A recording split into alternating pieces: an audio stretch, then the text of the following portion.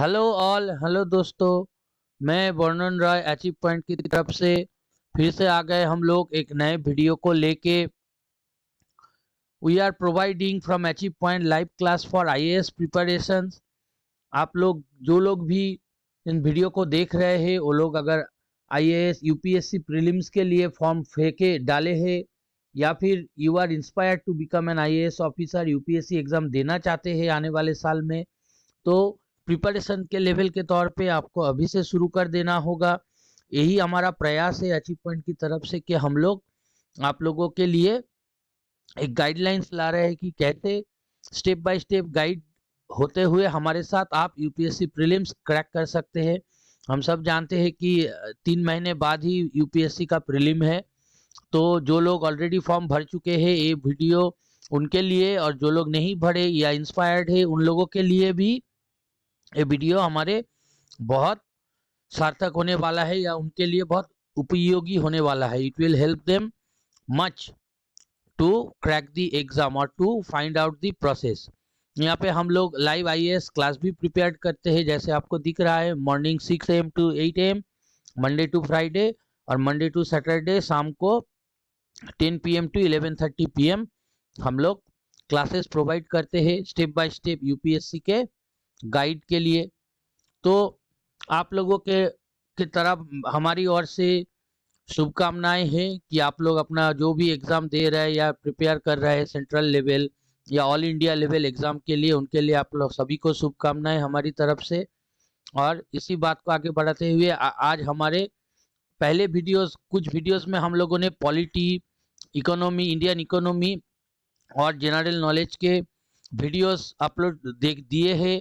आप लोग उन लोगों को उन वीडियोस को देखे शायद, तो यहाँ पे हम लोग उसी सीरीज में, इस सीरीज ऑफ वीडियोस में जहाँ पे हम लोग पुराने या गए हुए साल का जो क्वेश्चन है उसको लेके डिस्कस कर रहे हैं कि किस तरह का क्वेश्चन आता है, किस तरह का पैटर्न आता है।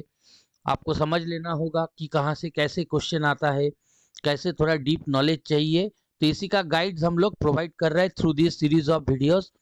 आप लोगों को ऑलरेडी कुछ वीडियोस हम लोग बना चुके हैं, उम्मीद है आप लोगों ने उन लोगों को उन वीडियोस को देखा, तो उस वीडियोस को और देखिए, अपने दोस्तों में, अपने को ये में शेयर कीजिए।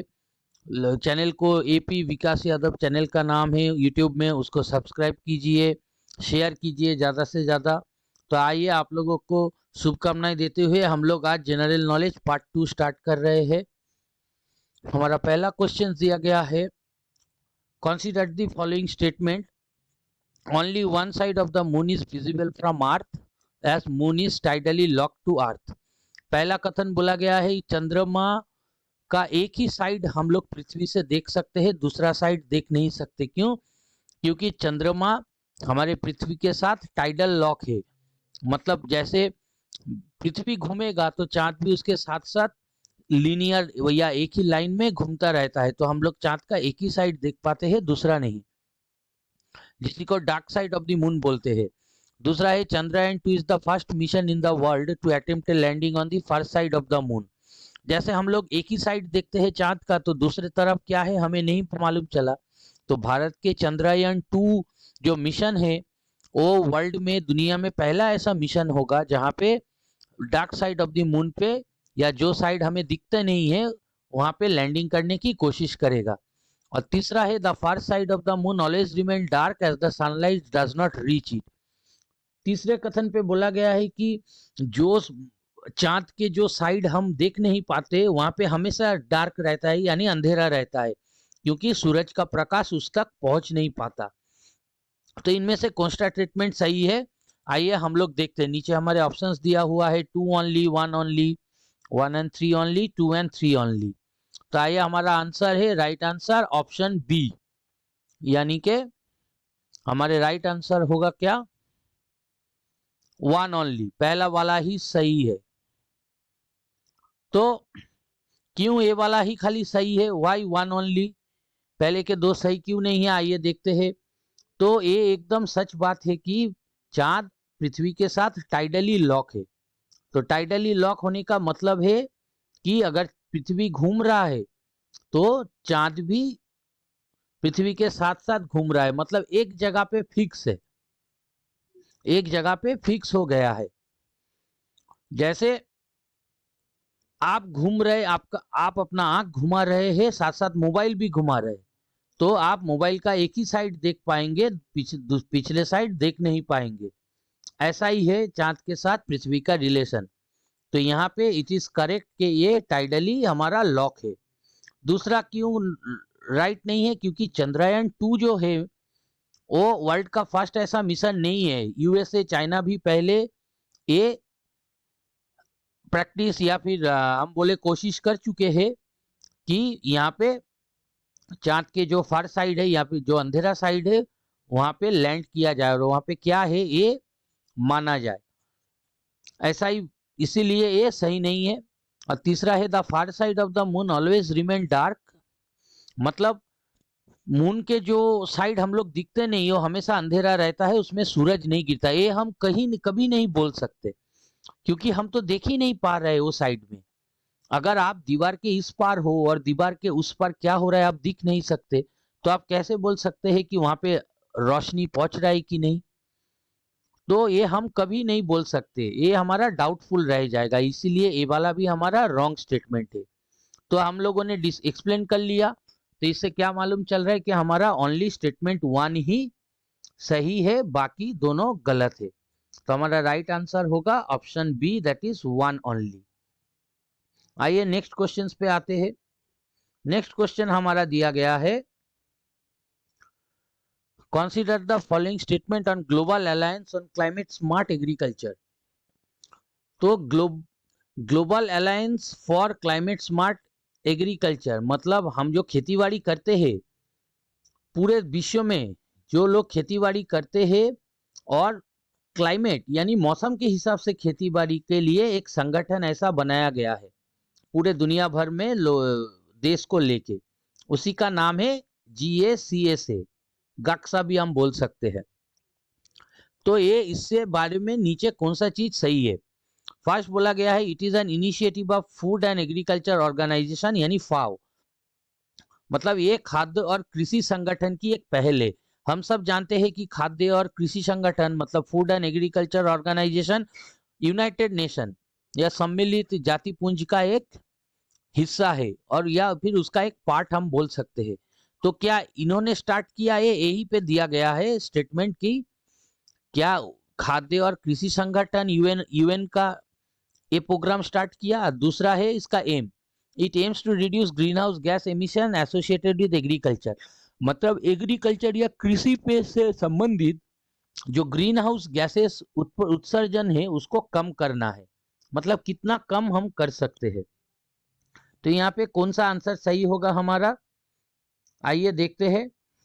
हमारा राइट आंसर होगा यहाँ पे ऑप्शन सी। ऑप्शन सी का मतलब यहाँ पे बोथ 1 एंड 2 दोनों ही हमारा सही स्टेटमेंट है या सही कथन है। क्यों है, तो पहला वाला जानते हैं, तो ए वाला सही है। किसने गक्सा को लॉन्च किया, अलायंस बनाया या संगठन बनाए, वो है खाद्य और कृषि संगठन यूएन का। तो ए वाला हमारा राइट आंसर है। ये बनाया किसने, ए फाओ किसका पार्ट है, फाओ हमारा पार्ट है यूएन का, यानी यूनाइटेड नेशन का। तो पहला वाला कथन हमारा सही है। दूसरे में आता है एग्रीकल्चर में जो कार्बन एमिशंस होता है या ग्रीन हाउस गैसेस जो जाते हम लोग उत्पादन करते हैं उसको कैसे कम किया जाए और कैसे मौसम निर्भर एग्रीकल्चर किया जाए, यही इसका लक्ष्य है। तो ये भी हमारा सही है। तो हमारा राइट आंसर क्या होगा यहाँ पे, बोथ 1 एंड 2। यूनाइटेड नेशन के खाद्य और कृषि संगठन इस प्रोग्राम को चालू किया है और इसका प्रधान लक्ष्य था या लक्ष्य है कि कृषि क्षेत्र में जितना ग्रीन हाउस गैस पैदा हो रहा है उसको कम करे। तो ये हो गया हमारा दूसरा क्वेश्चन। आइए हम लोग तीसरे क्वेश्चन पे आते हैं। तीसरे क्वेश्चन हमारा दिया है कि एक डेफिनेशन या एक डिस्क्रिप्शन दिया गया है, हमको बोलना है कि ये कौन से चीज में सबसे बेस्ट है, मतलब एक किसका डिस्क्रिप्शन है, विवरण दिया गया है एक चीज का, वो कौन सा चीज है। It is an encrypted online content that is not indexed by conventional search engine, मतलब बोला गया है एक ऐसा चीज है इंटरनेट पे जो हम लोग जैसे गूगल या याहू पे जैसे ढूंढ लेते हैं चीजें, ऐसे ढूंढ नहीं सकते। It requires specific software to access, मतलब इसके लिए अलग ही एक सॉफ्टवेयर चाहिए। हम लोग नॉर्मली गूगल में टाइप करते हैं तो ये गूगल टाइप जैसा नहीं है। कुछ चीजें है हिडन है जिसको हमें गूगल से भी कुछ नहीं कर सकते, इसको हमें अलग सा सॉफ्टवेयर चाहिए इसको खोलने के लिए।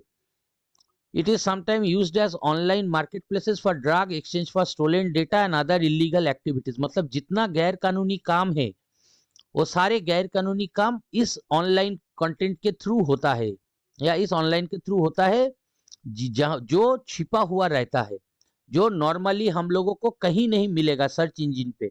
जैसे हम लोग जानते हैं गूगल है, याहू है, मोजिला फायरफॉक्स है, तो ये सब में हम लोगों का कुछ भी टाइप करें हम लोग आ जाता है, लेकिन ये वाला डेटा नहीं आएगा। ये सारी चीज जैसे सोचिए ड्रग्स का, स्मगलिंग का, आर्म्स बेचने का, किसी को किलिंग कॉन्ट्रैक्ट देने का, ये जो सारी लीगल काम है, ये सारे अवैध काम या इलीगल काम के लिए ये यूज किया जाता है इसको।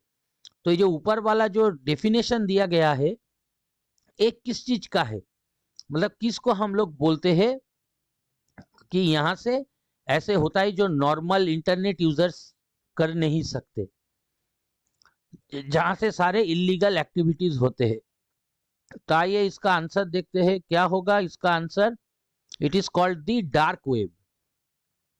It is called the dark web. Now dark web क्या है? काला वेब, मतलब इंटरनेट का जो काला कड़वा सच है कि इंटरनेट हमेशा भले काम के लिए या अच्छे काम के लिए यूज हो, ऐसा नहीं है। इंटरनेट पे डार्क वेब भी किया जा सकता है जो बहुत ही इम्पॉसिबल है कोड को क्रैक करना, इसीलिए ये सभी से छुपा रहता है। और जितना इलीगल एक्टिविटीज होते हैं वो सारे एक्टिविटीज इस डार्क वेब के थ्रू किया जा सकता है। ये नॉर्मल कंप्यूटर पे, नॉर्मल सर्च इंजन गूगल फूगल नेट पे नहीं आएगा। गूगल, याहू या कुछ भी मोजिला फायरफॉक्स, ये सब में ये नहीं दिखेगा। उसमें रेगुलर नॉर्मल चीज दिखते हैं, लेकिन जो अवैध गतिविधियां है वो इसके थ्रू किया जा सकता है, क्योंकि ये एक कोड से बंधा हुआ है, या इसको बिना कोड के डिस्क्रिप्ट किए इसको ओपन नहीं कर सकते कोई भी। तो ये यहाँ पे यही बोला गया है। आप सबको आई थिंक आइडिया ही होगा डार्क वेब का। ये डीप वेब में है, स्पेसिफिक सॉफ्टवेयर चाहिए, मतलब कुछ खास चीजें चाहिए जहां जिससे ये खुलेगा, नॉर्मल चीजों से ये नहीं खुलेगा। तो इसीलिए यहाँ से गैर कानूनी काम किया जा सकता है, तो इसीलिए इसको बनाया गया है। तो डार्क वेब और डीप वेब में ज्यादा फर्क नहीं है। डार्क वेब डीप वेब का ही एक पार्ट है, जो जैसे हम लोग पजल सॉल्व करते हैं परत दर परत, परत दर परत, क्लू रहता है, ये भी वैसा ही है। एक के बाद एक कोड, ऐसे 12-15 कोड अनलॉक करने से, क्रैक करने से तब शायद एक खुले।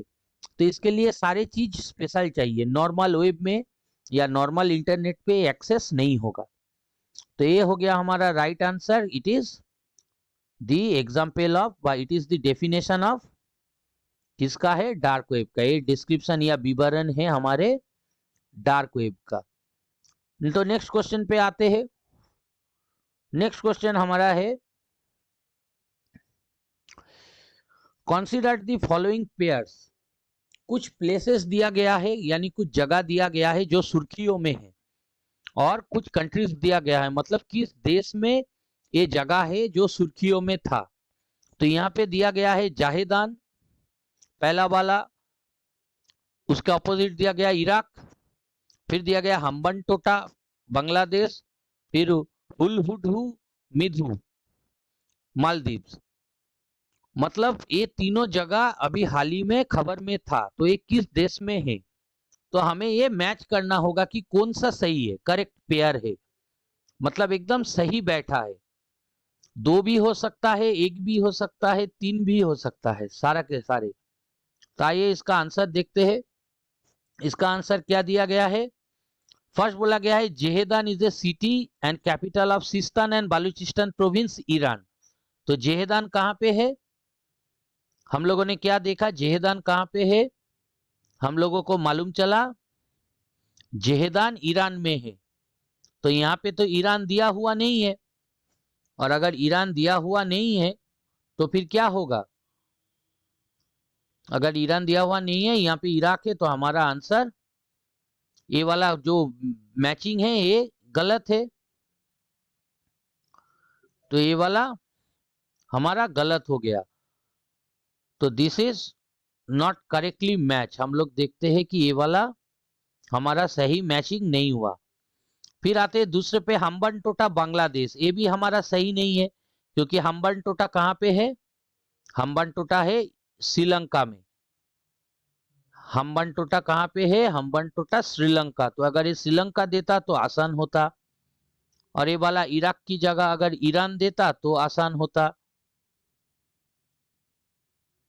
तो दो हमें देख रहे हैं कि 1 और 2, जहेदान और हम्बनटोटा दोनों ही गलत है। फिर आते हैं हुलहुदु मेधु। ये कहाँ पे है? ये हमारा सही है, मतलब ये वाला करेक्ट है, ये मालदीव्स में ही है। तो अगर मालदीव्स में ही है तो ये हमारा करेक्ट हुआ। तो हम लोगों ने क्या देखा? जेहदान ईरान में है, इराक में नहीं। हम्बनटोटा बांग्लादेश में है, श्रीलंका में नहीं। और हुलहुदु मिधु मालदीव्स में ही है। तो यहाँ पे हमारा करेक्ट आंसर क्या होगा? हमारा करेक्ट आंसर होगा ऑप्शन सी, यानी कि 3 ओनली। तो खाली 3 वाला ही करेक्टली मैच कर रहा है, बाकी दोनों मैच नहीं कर रहे हैं। एक श्रीलंका में और एक ईरान में है। तो आइए आते हैं नेक्स्ट क्वेश्चंस पे। नेक्स्ट क्वेश्चन हमारा दिया गया है,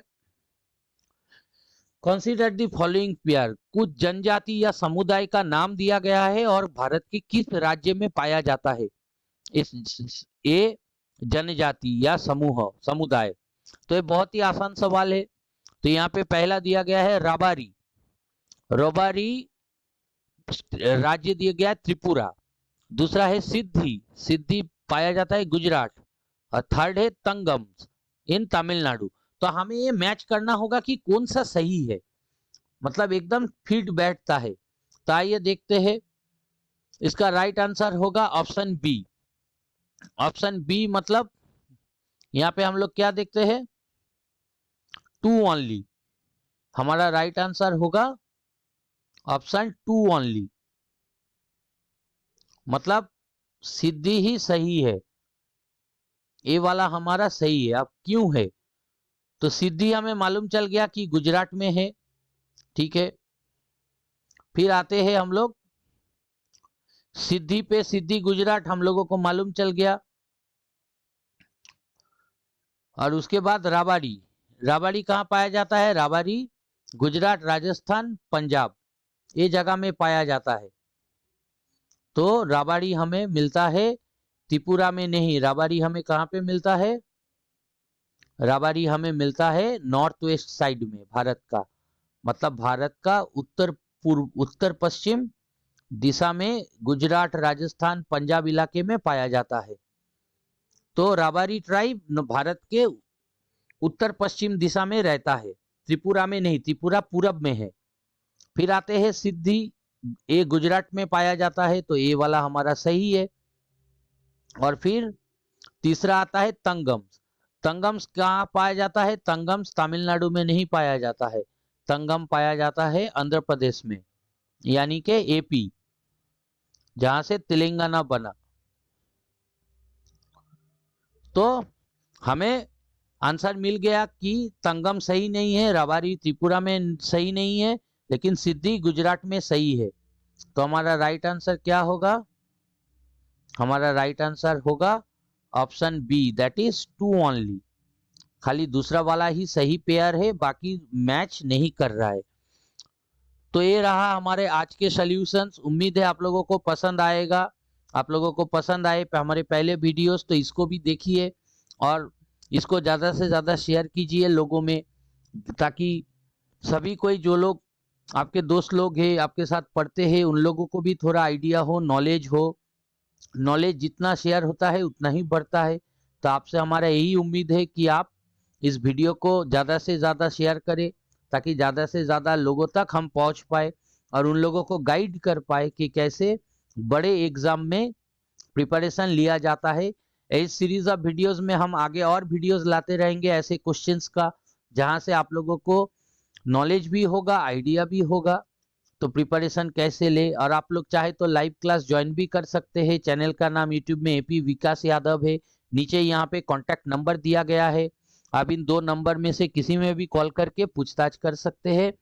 तो आप लोग स्वस्थ रहिए, अच्छे रहिए, हेल्दी रहिए, अपना ख्याल रखें और वीडियो को ज़्यादा से ज़्यादा देखें और ज़्यादा से ज़्यादा अपने कोई भी एग्जाम सामने आ रहा हो तो उसके लिए अच्छे से प्रिपरेशन ले, अच्छे से जाने, ताकि एक बार में आप उत्तीर्ण हो सके इसमें। इसी को कहते हुए हम लोग इस वीडियो को खत्म करते हैं। आप सब अच्छे रहे। Thank you.